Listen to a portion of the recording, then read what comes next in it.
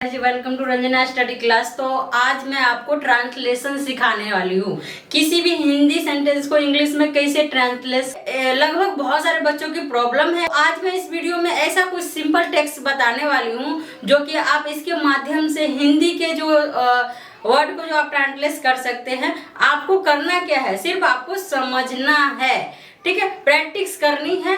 अगर आप चैनल पर नए आए हो तो चैनल पर सब्सक्राइब कर लो एंड बेल आइकन प्रेस कर लो ताकि आपको आने वाले वीडियो पहले मिलते। ये वीडियो मैं खास तौर पर इसलिए बना रही हूँ ताकि अंग्रेजी जो सीखने के लिए बहुत जरूरी है, ठीक है, तो आपके लिए बहुत ही जरूरी है। इसीलिए मैंने सोचा कि ट्रांसलेशन के जरिए हम इंग्लिश कैसे सीखेंगे, तो ये बहुत जरूरी है, ये कंप्लीट करना बहुत जरूरी है।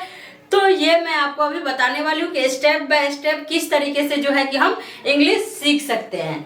नॉन एक्शन लेकिन बिना क्रिया वाला। ऐसे ही पक्षी बहुत सुंदर है, पक्षी की सुंदरता की बखान कर रहे, बता रहे, लेकिन पक्षी कोई मोमेंट नहीं कर पा रहे, ठीक है। पक्षी आकाश में उड़ता है, यहाँ पर जो उड़ता जो शब्द आया वो एक्शन है, वो क्रिया है। आपको क्या करना है कि कोई भी सेंटेंस सामने आए तो पहले ये देखो कि एक्शन वाला है या विदाउट एक्शन वाला है, यानी कि क्रिया वाला है या बिना क्रिया वाला है, ठीक है।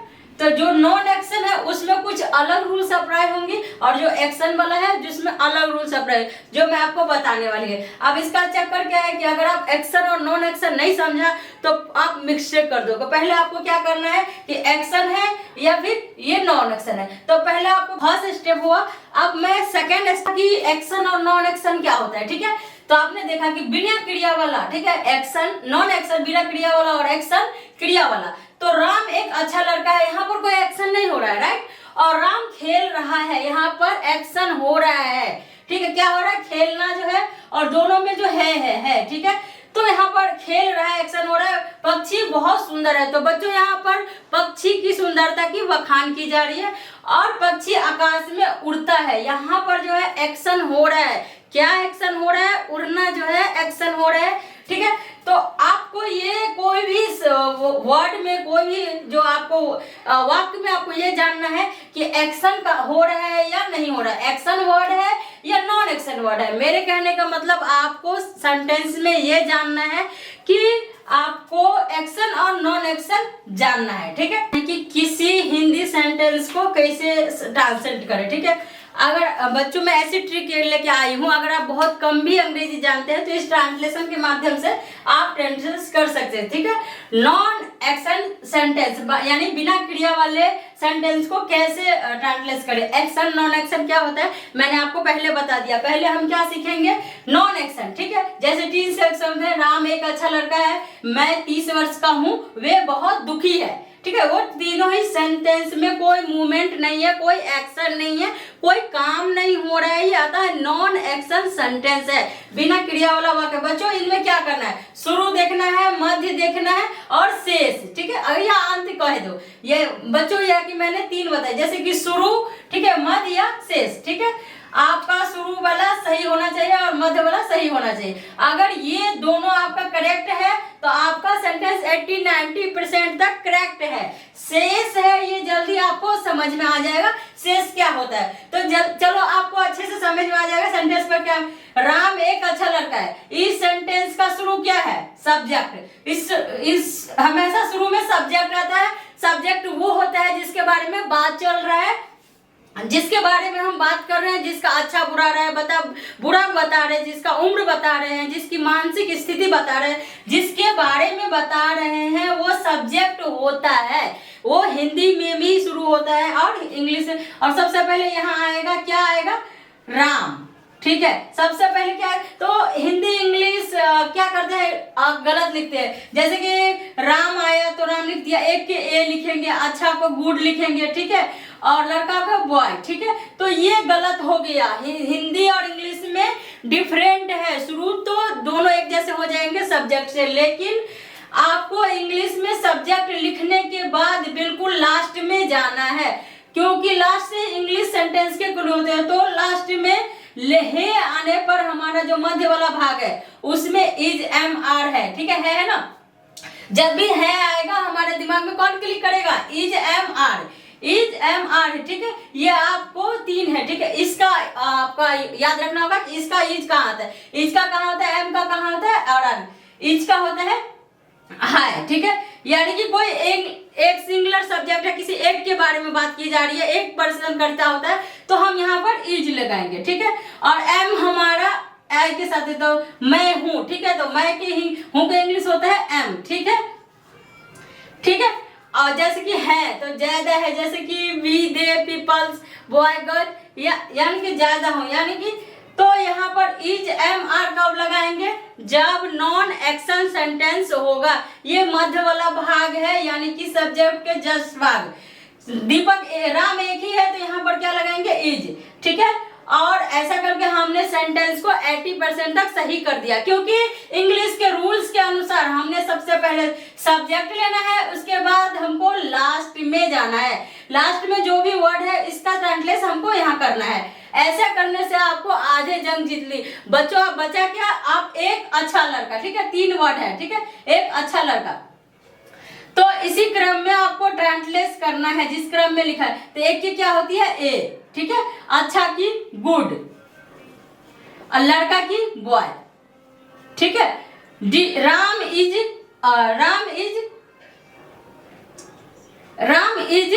अ गुड बॉय, ठीक है। तो आपने देखा इसकी ट्रांसलेट कर देते, अगर यहाँ पर होता था, ठीक है, तो अगर यहाँ पर था होता तो हम फिर क्या करेंगे, था आता तो क्या आता, वाज और वर्ड। हमारे दिमाग में कौन विल कर रहा है, वाज और विल। ध्यान रखना, वाज का प्रयोग करते हैं सिंगुलर सब्जेक्ट, यानी कि कोई एक व्यक्ति की बात चल रही है, एक वचन हो तो वाज, और वर्ड का यूज करते हैं प्लूरल, यानी कि बहुवचन में। तो दीपक राम यहाँ पर एक ही है, तो इज के स्थान पर क्या आ जाएगा, वाज, राम वाज, ठीक है, राम वाज, ठीक है। राम एक अच्छा, जैसे कि यहाँ पर हो जाएगा राम वाज गुड बॉय, ठीक है, राम वाज है। अब यहाँ पर अगर गा आए तो क्या आएगा, अगर सिंपल सेंटेंस हो तो विल बी और शैल बी हमारे दिमाग में। तो इसका बंटवारा कैसे करें, आई और वी, ठीक है, आई और वी, यहाँ पर लिखते हैं आई और वी। अगर सब्जेक्ट हो, करता हो, तो हम शैल बी का यूज करेंगे, ठीक है। इनको छोड़ के अगर कोई भी हो तो हम यहाँ पर विल बी लगा देंगे। तो यहाँ पर हम लगा देंगे, ठीक है, राम एक अच्छा लगता है, तो हम यहाँ पर कहाँ क्या लगा देंगे, विल बी, ठीक है।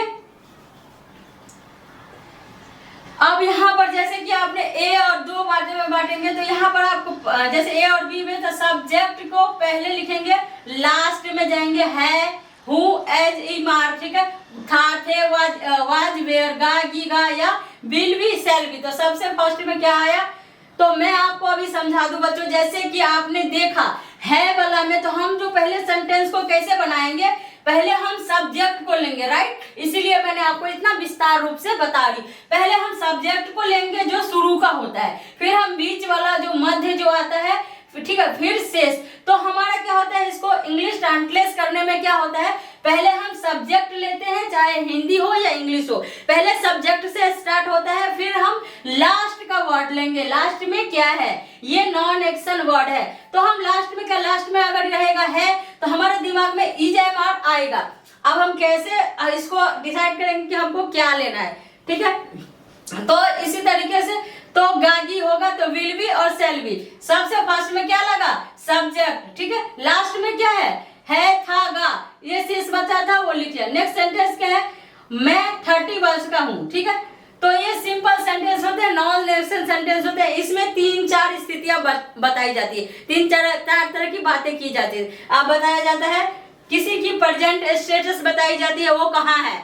तीसरी बात होती है एज बताई जाती है, कि चौथी बात प्रोफेशन यानी पेशा, व्यवसाय, आपका पद क्या है, जैसे कि वह एक टीचर है, वह एक इंजीनियर है, मैं डॉक्टर हूँ, इस तरह की बातें। या मौसम बताई जाती है, आज बहुत गर्मी है, बहुत गर्मी है, देख लो पसीना, कल बहुत ठंड थी, इस तरीके से बात। तो अब चलते हैं नेक्स्ट सेंटेंस पे, मैं 40 वर्ष का हूँ। यहाँ पर एज उम्र बताई जा रही है, तो आपका तो वही फॉर्मूला है। सबसे फर्स्ट क्या है, मैं के इंग्लिश होती है आई, ठीक है, और मैं 40 वर्ष का हूँ, सब छोड़ के लास्ट में चले जाओ। तो एक्शन नहीं है, ठीक है, एक्शन नहीं है, कोई एक्शन वाला सेंटेंस नहीं है, तो एक्शन नहीं हो रहा है। तो मैं 30 वर्ष का हूँ, कोई क्रिया नहीं हो रही, कोई मूवमेंट नहीं है, सिर्फ मैं एज इसमें बताया जा रहा है। तो इसमें क्या रहेगा, आई के साथ एम, प्रेजेंट में, ठीक है। एम हमेशा आई के साथ आता है। आई एम, अब 30 वर्ष का तो 30 का 30 लिखेंगे, ठीक है, 30 लिखेंगे और 30, आई एम 30 ईयर्स ओल्ड, ठीक है। तो अगर यहाँ पर रहेगा कि था, ठीक है, मैं 30 वर्ष का था, तो यहाँ पर क्या आएगा, वाज, क्या आएगा, वाज। अब अगर यहाँ पर रहेगा कि मैं 30 वर्ष का होगा, तो यहाँ पर क्या आ जाएगा, विल बी, शैल बी, ठीक है। वे बहुत खुश थे, सबसे पहले सब्जेक्ट क्या आएगा, दे,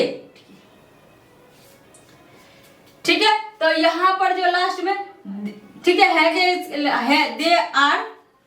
दे आर, ठीक है। और ये हो गया फर्स्ट और सेकंड।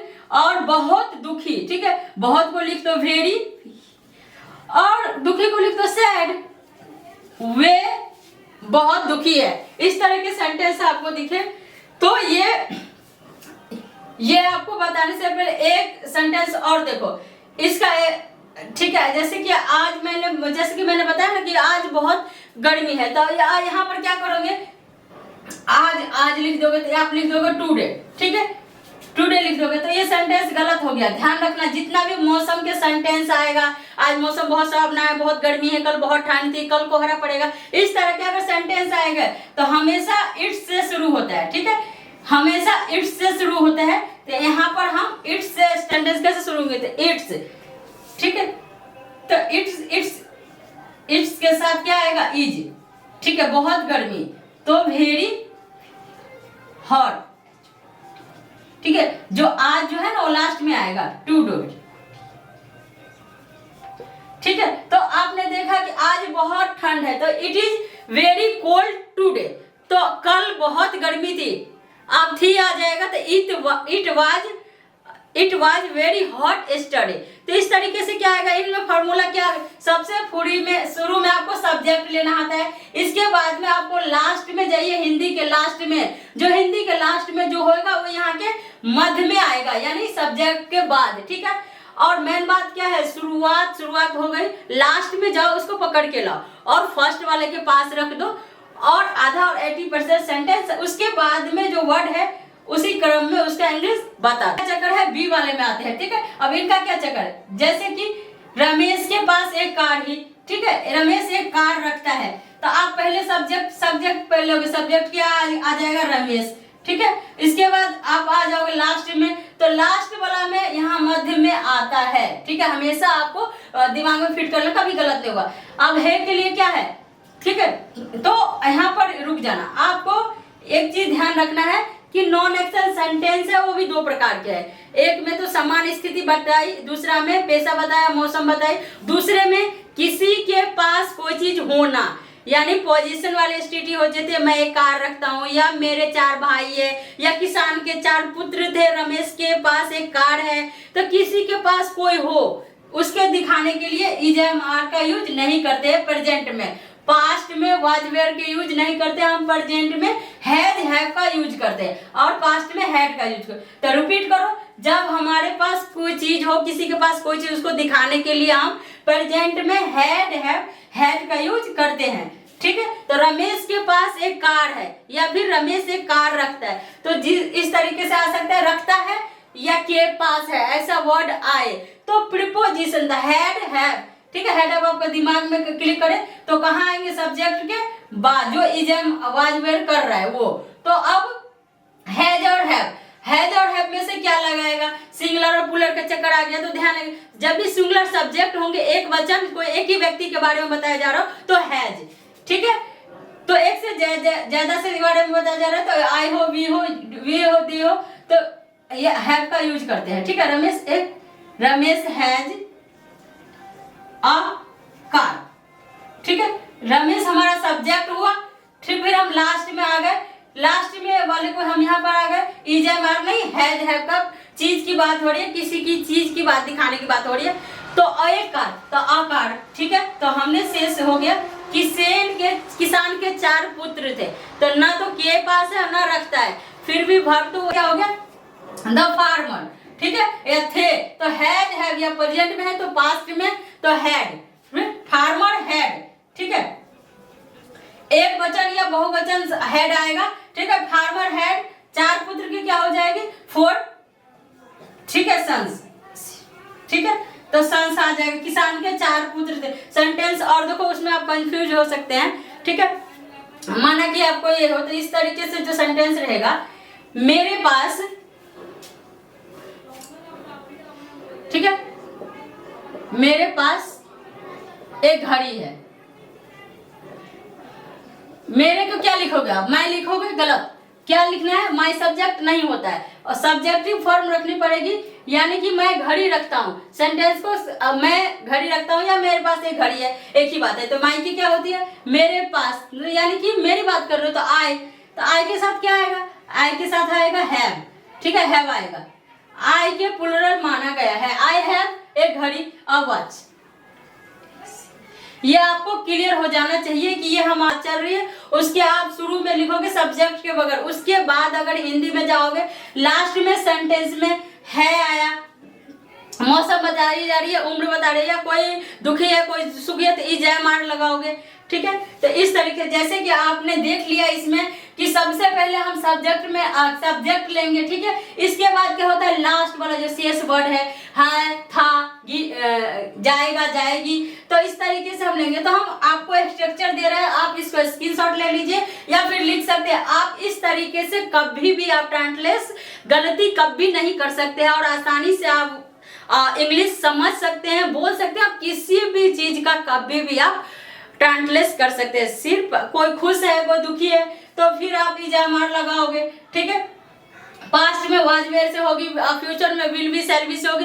किसी चीज कोई के पास हैज हैव, प्रेजेंट में हैज और पास्ट में हैव, ठीक है। तो किसी के पास अगर इसे हेल्पिंग वर्ब के बाद आ जाती है। तो बच्चों नॉन एक्शन सेंटेंस की क्लासेस हम देख सकते हैं। अब हम देखेंगे एक्शन वाली सेंटेंस की ट्रांसलेशन कैसी होती है। तो इसमें भी वही फॉर्मूला, शुरू में सब्जेक्ट भी आता है, जो एक्शन को कर रहा है, जो कर रहा है वो सबसे फर्स्ट में आएगा। उसके बाद में मध्य में सब्जेक्ट के बाद या तो वर्ब आएगी, क्रिया जो काम हो रहा है वो, उसकी अंग्रेजी, या कई बार उससे पहले हेल्पिंग वर्ब, उसके हेल्प करने के लिए एक हेल्पिंग वर्ब होती है, वो भी आ सकती है। वो कब कब आएगी वो एक स्ट्रक्चर में मैं आपको बताऊंगी। जो शेष है उसका जो फंडा वही है, जो बच गया वो शेष, तो वो लास्ट में आ जाएगा। अब ध्यान रखना है कि शेष के अंत में चले जाओ, क्लू वहीं से पकड़ के आओ, वही सब्जेक्ट के पास बैठा दो, ठीक है। उनका और इनका फॉर्मूला लगभग एक जैसा ही है, बट यहाँ पर वर्ड फिक्स है, is am are, was were, will be, shall be, had have, has have. तो इनमें यहाँ पर verb, helping verb, main verb अलग अलग स्ट्रक्चर के अनुसार सबसे पहले क्या है, जैसे तुम्हें पढ़ना चाहिए, ठीक है। तो चाहिए के लिए क्या करेंगे आप, सबसे पहले शुड या मस्ट, ठीक है। इस दोनों में सेंटेंस में, एक्शन सेंटेंस में हम देखते हैं कि जैसे कि एक्शन सेंटेंस में जैसे शुरू में सब्जेक्ट, मध्य में वर्ब और शेष में जो रहेगा वो, तो जैसे चाहिए, अंत में चाहिए जैसा रहेगा सेंटेंस, तो उसमें हम शुड या मस्ट लगा सकते हैं, ठीक है। तुम्हें पढ़ना चाहिए। तो यहाँ पर जब भी एक्शन का बात कर रहे हैं तो जैसे एक्शन का सेंटेंस का अंत, गया, आया, खेला, गया, पढ़ा, लिखा, जो हम काम कर रहे हैं उसी से अंत हो, या फिर यहाँ उसमें था भी लग जाए, पढ़ा था, मैं पढ़ा, ठीक है। इस तरीके से मैं पढ़ा या मैंने लिखा या मैंने लिखा था, एक ही बात है। इस तरीके से जो है कि हम इसको बनाएंगे। जैसे कि आप देख सकते हो, यू, तुम्हें पढ़ना चाहिए, तुम्हें पढ़ना चाहिए, जैसे किसी को बता रहा है। तो यहाँ पर हम क्या करेंगे, पहले सब्जेक्ट लेंगे, सब्जेक्ट क्या है, यू, ठीक है। पढ़ना चाहिए तो हम क्या बोले थे आपको, सब्जेक्ट के बाद जस्ट हमको इसको बैठाना है। तो यू शुड, यहाँ पर हम लेंगे यू शुड रीड, ठीक है। यू शुड रीड, तुम्हें पढ़ना चाहिए। तो इस तरीके से जो अगर रहेगा तो जैसे कि एक्शन वर्ब में क्या होता है, शुरू में सब्जेक्ट और कुछ हेल्पिंग वर्ब होते हैं।